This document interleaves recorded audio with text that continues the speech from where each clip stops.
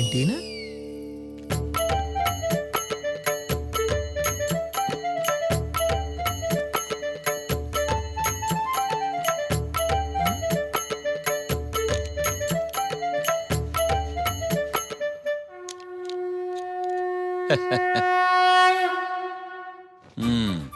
అదేంటి బాబు గారు, కాలుకి దాన పెట్టుకునే వాళ్ళని చూశాను, చేతులకు దాన పెట్టుకునే వాళ్ళని చూశాను. మీలే చెప్పులకు దాన పెట్టుకునే వాళ్ళు మాత్రం మిమ్మల్ని చూస్తున్నానండి.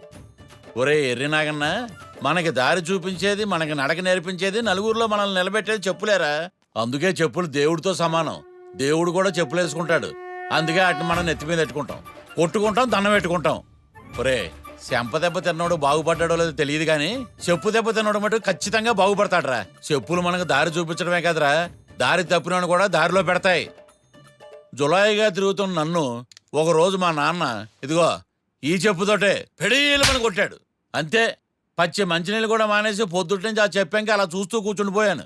అప్పుడు వెలిగిందిరా నా మైండ్లో, వెంటనే మనం కూడా చెప్పులు సబ్బు పెట్టేయాలని. మెల్లో సేను మొల్లో తాడు అమ్మేసి సోలాపూర్ ఎక్కేసాను. వెంటనే చెప్పులట్టుకొచ్చి ఫుట్పాత్ మీద పెట్టి ఫుట్వేర్ పెట్టేశాను. ఈ రోజు మన టర్న్ ఓవర్ ఎంతో తెలుసా? సంవత్సరానికి 6 కోట్లు, 6 జిల్లాల్లో 66 షాపులు. ఒరే చెప్పుడు మాటలంటే ఎవడైనా బాగుపడతాడో లేదో తెలియదు కానీ చెప్పు మాట అంటే ఖచ్చితంగా బాగుపడతాడరా.